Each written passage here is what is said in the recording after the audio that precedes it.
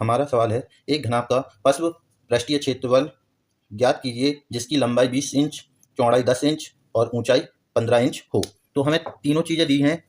सबसे पहले लंबाई दी हुई है एल बराबर हमें दिया हुआ है 20, बी बराबर दिया हुआ है बी बराबर 10 इंच और एच एच बराबर दिया हुआ है हमें 15।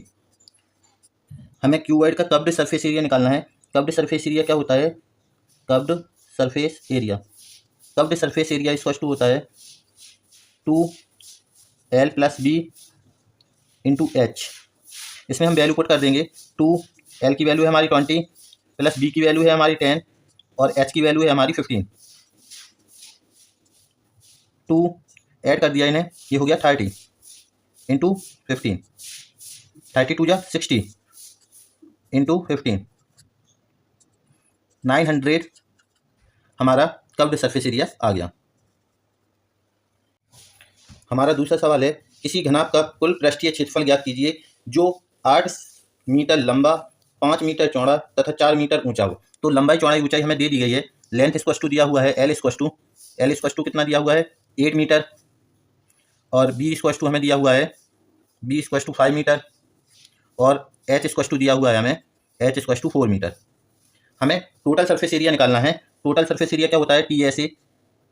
Total surface area equal to होता है 2LB plus BH plus HL।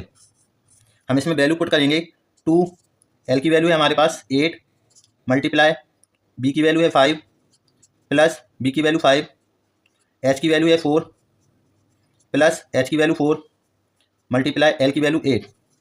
इसके बाद हम मल्टीप्लाई कर लेंगे तो 8 5 जा 40 प्लस 5 4 जा 20 प्लस 8 4 जा 32। अब इसके बाद हम ऐड कर लेंगे। ऐड करने पे आ जाएगा हमारा 92। अब हम मल्टीप्लाई कर देंगे 184 आंसर हो जाएगा हमारा। ये हमने निकाला टोटल सरफेस एरिया। इस सवाल में हमें परिमाप दिया हुआ है फर्श का परिमाप। तो फर्श का परिमाप क्या होता है? आज का परिमाप 2L + B, जो कि हमें दिया हुआ है 72। इससे हम L + B निकाल लेंगे। L + B इक्वल टू हो जाएगा हमारा 72 divide by 2। L + B equal to आ जाएगा हमारा 36। L + B हमारा आ गया 36। L + B 36 आ गया है और इसमें हमें चारों दीवारों का क्षेत्रफल दिया हुआ है। मतलब हमें लिटरल सरफेस एरिया या कर्व्ड सरफेस एरिया दिया हुआ है। कर्व्ड सरफेस एरिया का फॉर्मूला लगेगा। तो curved surface area equal to क्या होता है?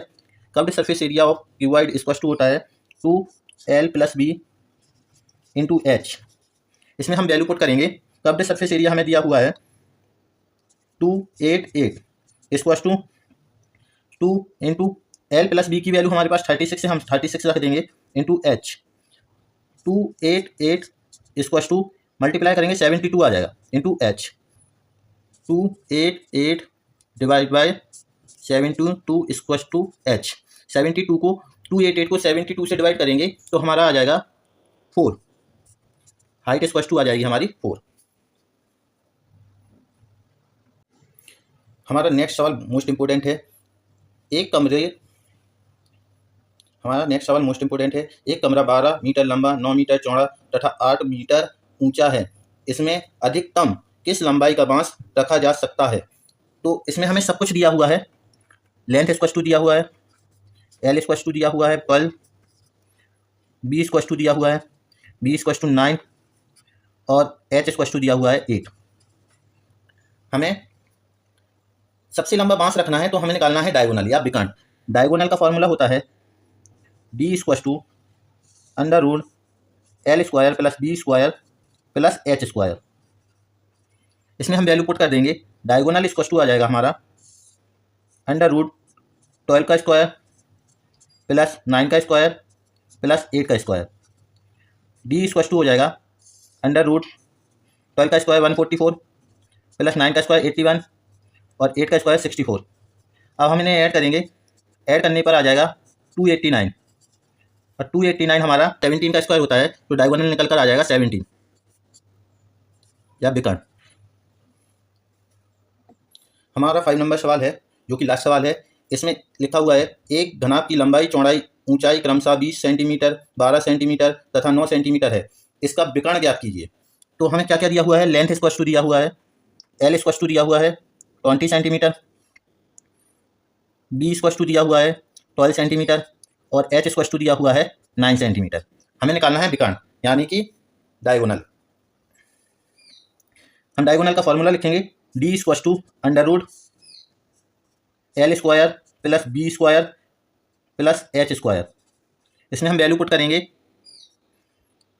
डायगोनल स्क्वायर टू रूट के अंदर एल की वैल्यू 20 है, 20 का स्क्वायर प्लस 12 का स्क्वायर प्लस 9 का स्क्वायर। डी स्क्वायर टू 20 का स्क्वायर होता है 400 प्लस 12 का स्क्वायर होता है 144 प्लस 9 का स्क्वायर होता है 81। हम इन्हें ऐड कर लेंगे। डी स्क्वायर टू रूट के अंदर आ जाएगा हमारा 5 2 6 625 625 हमारा 25 का स्क्वायर होता है, तो डी स्क्वायर टू हमारी वैल्यू निकल आएगी 25 आंसर।